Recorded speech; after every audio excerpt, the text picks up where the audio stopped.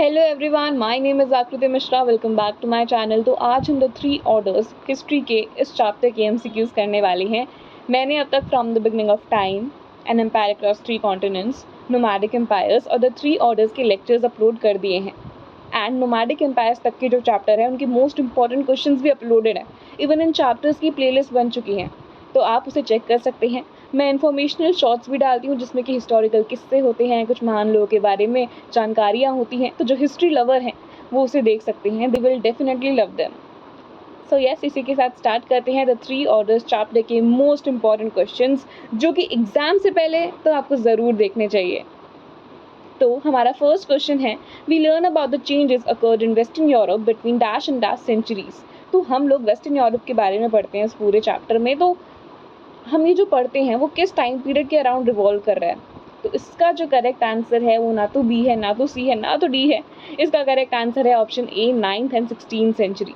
Okay, तो अगर आप एनसीईआरटी की बुक खोलेंगे और ये चैप्टर को खोलेंगे तो उसमें फर्स्ट लाइन में ही आपको ये लाइन दिख जाएगी, बिकॉज ये जो एमसीक्यूज हैं ये एनसीईआरटी की बुक से ही बनाए गए हैं, हिस्ट्री की एनसीईआरटी की बुक से बनाए गए हैं, तो आप वो देख सकते हैं।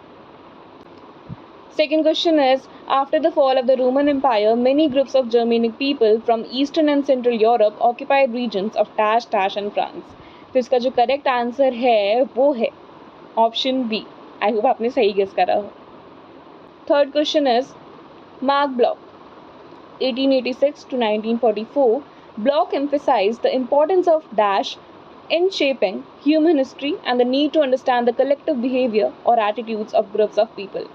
Option A is political structure, option B is international relations, option C geography या option D lives of great people। तो इसका जो करेक्ट आंसर है वो है सी, ज्योग्राफी। उनका मानना था कि ज्योग्राफी का काफ़ी ज़्यादा इन्फ्लुएंस होता है हिस्ट्री को शेप करने में। इवन अगर आप लोगों ने ज्योग्राफी का फर्स्ट चैप्टर पढ़ा हो कि ज्योग्राफी एज अ डिसिप्लिन, तो उसमें बताया जाता है कि कैसे geography is the mother of all sciences. Geography को आप हर सब्जेक्ट से कनेक्ट करके चल सकते हो। जैसे कि हिस्ट्री, हमने मेसोपोटामिया के बारे में पढ़ा तो हमने पहले उसके ज्योग्राफी को जाना, राइट। हमने रोमन एम्पायर के बारे में पढ़ा, ईरानियन एम्पायर के बारे में पढ़ा, तो इनकी भी हमने ज्योग्राफी देखी, क्योंकि ज्योग्राफी काफ़ी ज़्यादा एम्फेसाइज करती है वहाँ के ऑक्यूपेशन को और काफ़ी चीज़ों को। तो ये कहीं ना कहीं पूरी हिस्ट्री को ही जो है एम्फेसाइज कर देती है, और यही ब्लॉक का, हिस्टोरियन ब्लॉक का मानना था।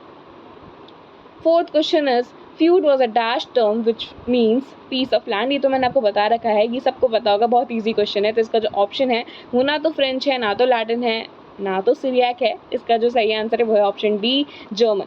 Feud was a German term which means piece of land. Fifth question is, the roots of feudalism have been traced to practices that existed in the Roman Empire and during the age of the French king dash। तो ये जो जड़ें हैं feudalism की वो हमें कहाँ से देखने को मिलती हैं? ऐसे कौन से फ्रेंच किंग के ज़रिए हमें ये फ्यूडलिज्म की प्रैक्टिस देखने को मिलती है?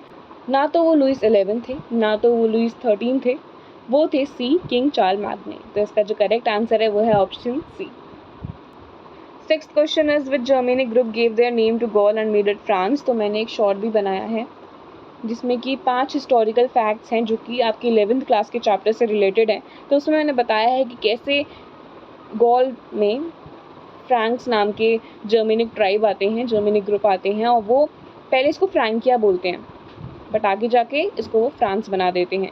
तो मैंने आई गेस बता ही दिया है आंसर, वो है ऑप्शन सी, फ्रैंक्स। तो Franks were those Germanic group which gave their name to Gaul and made it France.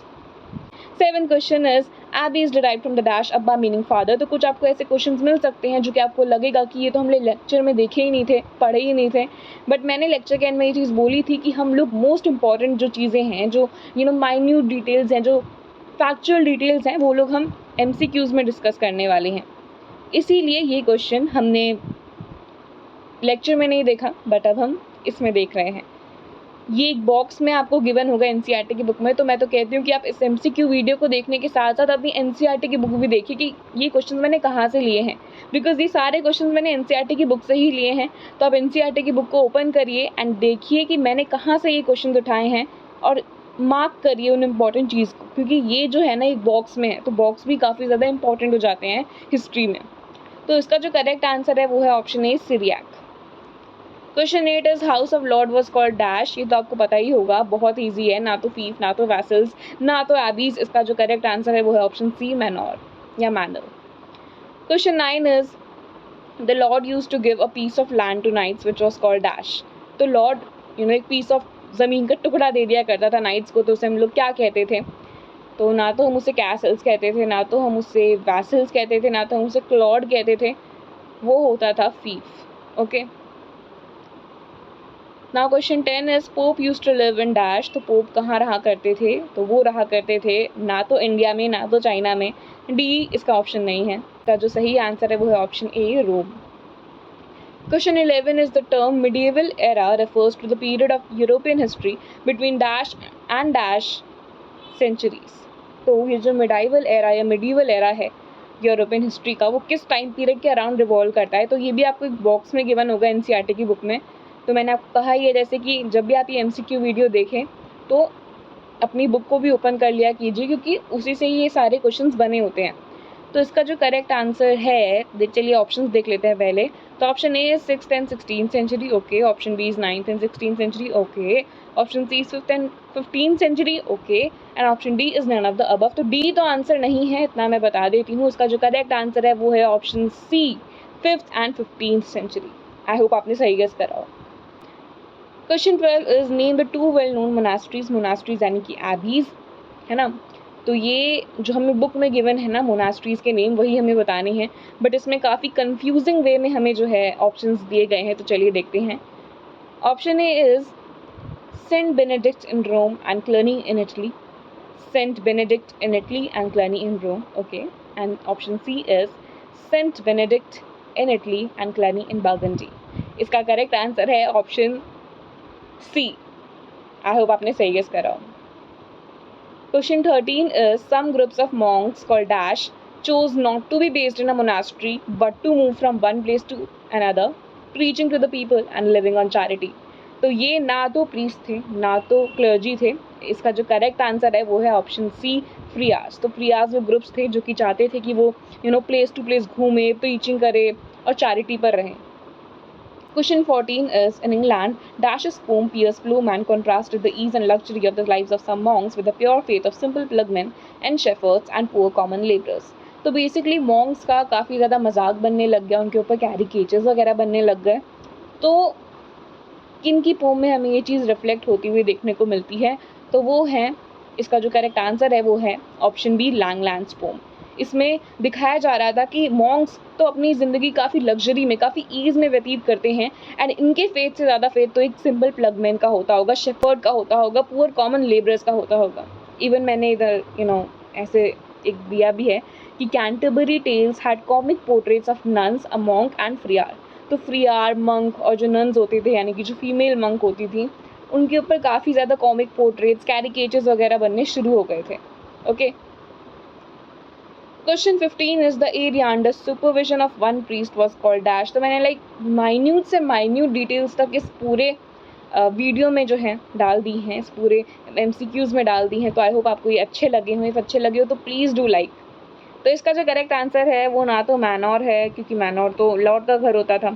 फीफ हमने जान लिया, वैसल्स नहीं है. इसका जो करेक्ट आंसर है वो option D, parish. Question 16 is one direct tax that kings sometimes imposed on peasants was called dash. तो किंग्स को भी टैक्सेस मिलते थे, तो जो डायरेक्ट टैक्स होता था वो क्या होता था? देखो, ऑप्शन ए या सी में से है. अब आप गेस करिए और मुझे कमेंट सेक्शन में बताइए. Question 16 is a homework for you. Question 17 is the Angles and Saxons from dash Europe had settled in England in dash century. तो इसके ऑप्शंस काफ़ी कंफ्यूजिंग है और यही है आपका होमवर्क. एक तो क्वेश्चन 16 हो गया आपका होमवर्क और एक क्वेश्चन 17 है, और इन दोनों के आंसर्स आपको बुक में मिल जाएंगे इजीली. तो आप बुक से देख के बताइए या गूगल से सर्च करके बताइए, आपको जहाँ से सर्च करके बताना है आप बताइए. बट कमेंट सेक्शन में I want the answers of both of these questions. तो question 18 is William the Duke of Normandy crossed English Channel with an army and defeated dash king of England. तो इन्होंने किसको defeat करा? तो वो थे option D, Saxon. William I had the land mapped and distributed it in sections to dash nobles who had migrated with him. तो जब ये डिफीट वगैरह कर दिए तो उन्होंने जो लैंड थी उसको डिस्ट्रीब्यूट करा. तो कितने नोबल्स में डिस्ट्रीब्यूट करा? तो इसका जो करेक्ट आंसर है वो आपको एग्जैक्टली पता होना चाहिए, इसमें आप कोई गेस वर्क नहीं कर सकते, कोई एलिमिनेशन मेथड नहीं यूज़ कर सकते हो। इसका जो करेक्ट आंसर है वो है option C 180। So our 20th question is, by the 13th century, an average European could expect to live 10 years longer than in the dash century. तो 13th century में अब जो एक यूरोपियन था, एक एवरेज यूरोपियन जो था, वो 10 साल ज़्यादा जी सकता था अगर हम इस पर्टिकुलर सेंचुरी से कंपेयर करें तो किस पर्टिकुलर सेंचुरी से? क्या वो 9th है, क्या वो 10th है, क्या वो 11th है, या फिर क्या वो 8th है? तो इसका जो करेक्ट आंसर है वो है डी 8th सेंचुरी। तो अगर हम 8th सेंचुरी से कंपेयर करें तो 13th सेंचुरी में अब एक जो एवरेज यूरोपियन इंसान था वो अब 10 साल ज़्यादा जी सकता था जितना कि वो 8th सेंचुरी में जीता था। Okay, so our 21st question is, Scandinavian merchants were sailing south from the Dash Sea to exchange furs and hunting hogs for cloth. English traders came to sell tin. Okay, तो हमें बताना है कि कौन से सी से वो फर और ये चीज़ें एक्सचेंज करते थे, वेस्ट सी, ईस्ट सी, साउथ सी या नॉर्थ सी। तो इसका जो करेक्ट आंसर है वो है ऑप्शन डी। आई गेस मैंने डी ऑप्शन ज़्यादा आंसर में रखे हैं, कोई बात नहीं, डी इसका जो है वो करेक्ट आंसर है। तो 22nd question is, what were cathedrals. तो कैथेड्रल्स के ऊपर तो एक पूरी स्लाइड ही थी, हमने अच्छे से डिस्कस करा था। तो क्या वो मैनर होता था जो कि हाउस होता था, क्या उसी को कैथेड्रल्स बोलते थे, या फिर क्या पैलेसेस को बोलते थे, क्या मोनास्ट्रीज को बोला करते थे, या फिर बिग चर्चेस को बोला करते थे? ये बिग चर्चेस है, ना कि बग चर्चेस है। ओके, ये टाइपिंग मिस्टेक हो गई है, इट्स बिग। तो जो बिग चर्चेस हुआ करते थे हम उसको बोलते थे कैथेड्रल्स। आई होप आपको समझ आया। 23rd question is, what was bubonic plague referred as. तो ब्यूबोनिक प्लेग नाम की बीमारी फैल गई थी जिसकी वजह से काफ़ी लोगों की जान चली गई। इसकी वजह से डीपॉपुलेशन देखने को मिला और लेबर शॉर्टेजेस भी देखने को मिली जिसकी वजह से वेजेस इंक्रीज हो रहे थे, है ना। तो इसको क्या रेफर करते थे? ब्लैक क्राइसिस, ब्लडी एरा या ब्लैक डेथ, या फिर नन ऑफ द अबव। तो नन ऑफ द अबव नहीं है इसका आंसर, इसका आंसर है black death. Okay, 24th question is, Maximilian was the ruler of which country? France, England, Austria या स्पेन? तो ये आपको याद करना पड़ेगा। एनसीईआरटी की बुक में गिवन है कि फ्रांस के लुइस 11 थे, इंग्लैंड के हेनरी थे, तो ये चीज़ उसमें गिवन है। तो आप टेबल बना के याद कर सकते हैं, जैसे मर्जी आप याद कर सकते हैं। अभी के लिए जो इसका आंसर है वो है ऑस्ट्रिया। ऑस्ट्रिया के वो जो थे रूलर थे। Okay, 25th question is, who was the child king of France. ऐसा कौन सा वो चाइल्ड किंग ऑफ फ्रांस था जिसने कि पार्लियामेंट वगैरह इस्टेब्लिश करी थी? तो वो थे ना तो लुइस 11, ना तो किंग चार्लमैग्ने, ये थे लुइस 13। एंड ये तीनों फ्रेंच किंग थे, लेकिन चाइल्ड किंग की बात करी गई है तो लुइस 13 थे। अब 26th question is, which king ruled for 11 years without calling parliament in England. तो ऐसा कौन सा किंग था जिसने कि बिना पार्लियामेंट को कॉल करे 11 साल तक रूल करा? तो क्या वो किंग चार्लमैग्ने थे? ये तो फ्रेंच किंग थे आई गेस। विलियम 1 देखते हैं, चार्ल्स 1 देखते हैं, डी है नन ऑफ द अबव। तो डी आंसर नहीं है, इसका जो आंसर है वो है, जी हाँ आपने बिल्कुल सही गेस करा, इसका आंसर है चार्ल्स 1। तो इसी के साथ वीडियो एंड होती है। मुझे उम्मीद है कि आपको ये जो वीडियो है वो काफ़ी अच्छी लगी हो। मैं ऐसे ही आप लोगों के लिए कंटेंट लाती रहती हूँ, तो please do like, comment, share and subscribe as it motivates me to create videos like this. And अगर आपको इस चैप्टर के या और किसी चैप्टर के नोट्स चाहिए तो please do comment, because if you will comment then only I will post them either in the description box और in the comment section wherever you say. So yes, इसी के साथ video and होती है। Thank you so much for 131 subscribers and ऐसे ही support करते रहिए। And next video के लिए stay tuned and yes, bye bye, see you soon with the next video.